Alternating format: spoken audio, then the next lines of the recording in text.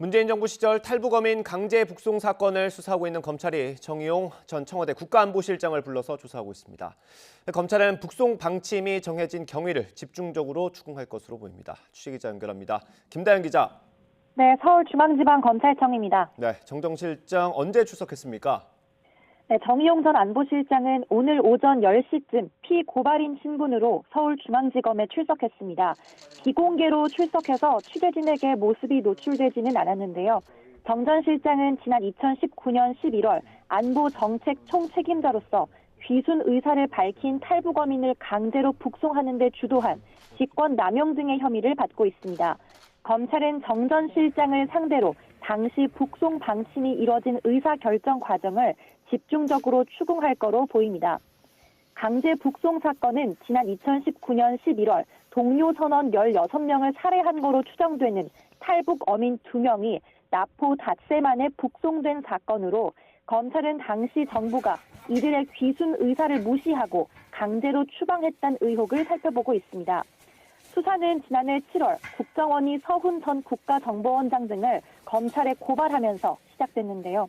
이후 북한 인권단체도 정 전 실장과 당시 청와대 관계자, 국정원과 통일부 실무자 등 모두 11명을 직권남용이나 직무유기 혐의 등으로 처벌해달라며 검찰에 고발장을 냈습니다.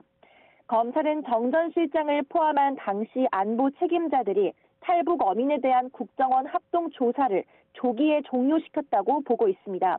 또 당시 청와대 관계기관 회의를 기점으로 국정원 조사 보고서에 귀순 의사를 밝혔다는 부분이 삭제되고 대공 혐의점이 없다는 내용 등이 추가된 거로 의심하고 있습니다.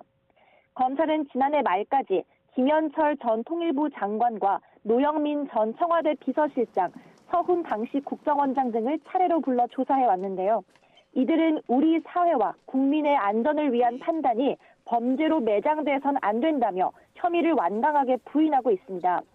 특히 정 전 실장은 탈북민을 시대의 엽기적인 살인마로 규정하며 이들이 납포 직후엔 가만히 있다가 뒤늦게 귀순 의향서를 제출한 점을 주장하며 귀순 의사에 진정성이 없었다고 반박하는데요.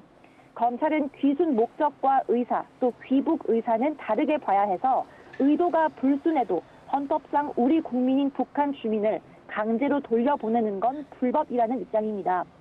당시 청와대 의사결정 정점에 있던 정 전 실장에 대한 소환 조사까지 이뤄지면서 서해 피격 사건보다 비교적 수사 속도가 더뎠던 강제 북송 의혹도 조만간 결론이 날 거란 전망입니다. 지금까지 서울중앙지검에서 전해드렸습니다.